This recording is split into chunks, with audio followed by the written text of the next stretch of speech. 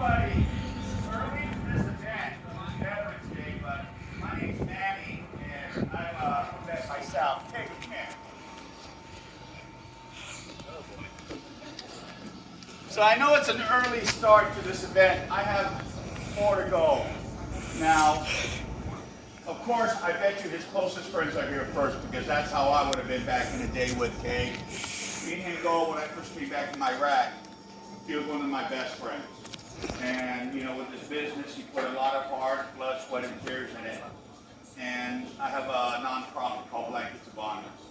And I'll tell you what, there's no better friend than Kreider here. And there's been a few times that I've wanted to honor him. And what we do is we go around the United States with a 501c3 and we honor our veterans and let them know they are truly not forgotten. So Kegger, today we are honoring you. Okay? Now, absolutely. Now, get a hold of your wife is hard enough, okay? So you served from 1998 to 2002. You were stationed in North Carolina. Just in case you guys didn't know that. South Carolina, yeah. I was in North Carolina. He was the leader of a squadron, and he was the go-to man, which doesn't surprise me. He could fix an airplane with a piece of bubble gum. That's what I was told.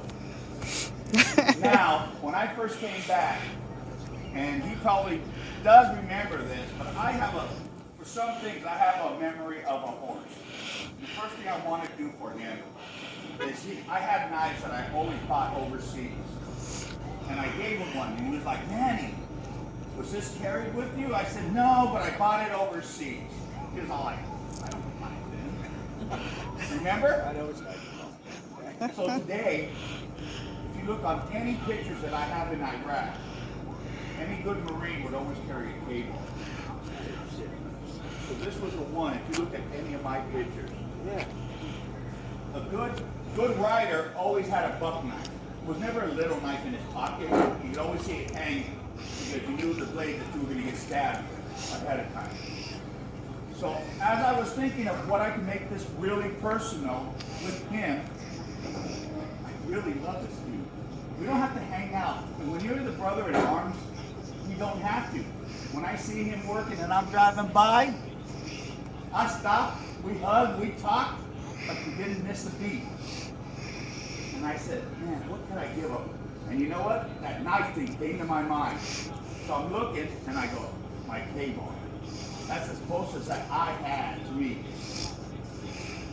And I was all like, he's going to love it. Because then he said, oh, you're bullshit. I'll go look at all my pictures when I'm in the desert. So I wanted to give him that. So, before I start, I'd like to just say a little prayer, because the only reason why I'm here is by God's grace. So, uncover. Dear Lord, as we stand here, we know that the business is at the end of its time. But it was your time to be at the end.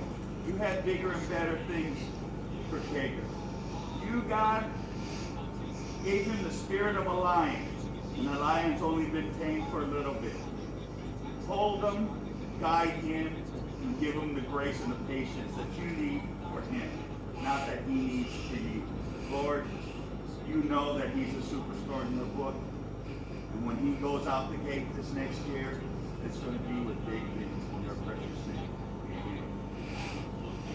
So we'd like to all thank you for being here, and it's not the beer that brought you here, I'm sure. Let's just say goodbye and thank all these vets for being here. But we are here to honor Timothy Eugene Kreider. Kreider. Thank you. AKA Kegger. He served in the Air Force, and we're here to present him with a blanket of honor. He has served his country honorably and faithfully. And I said, all the things that I've met him with, he's always been right beside me if I needed a friend. Because I lost somebody overseas, and I brought him home. And there was never a time that he said, how are you? Are you okay? You need to talk. And that's what brotherhood is all about. So as we wrap this blanket around you, let it be known that you are never alone. And as long as we exist, whether you serve or whether you're a supporter, whether you're a son We are always here for you.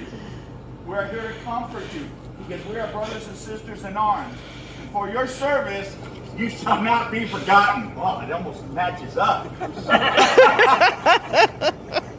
Just like the threads in these blankets are woven together, we are all woven together in that same facet. Whether you're a brother, a son, an auxiliary, or just a good supporter. We're all woven together in that facet as a friend and a comrade. So we want to thank you, Kegger, again, for your commitment and your service. So again, we thank you for your outstanding sacrifices, for your love of country.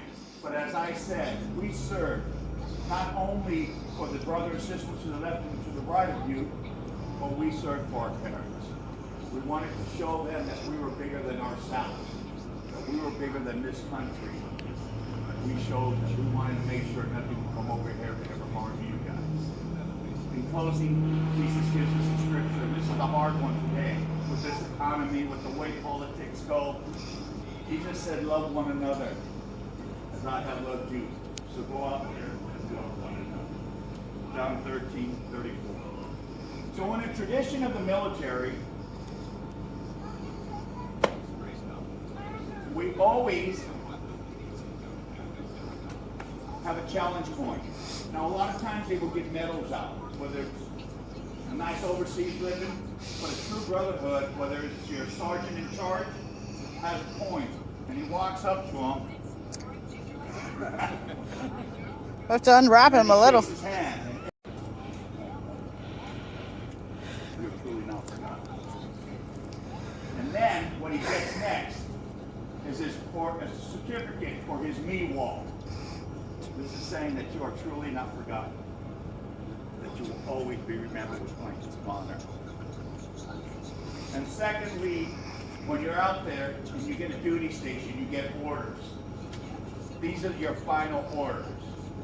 We thank you for your service and your final orders to keep doing what you're doing. Sometimes having a drink with somebody, it does let that out, and we do make a difference in their lives. So we thank you for your service. And Tim, welcome home, brother.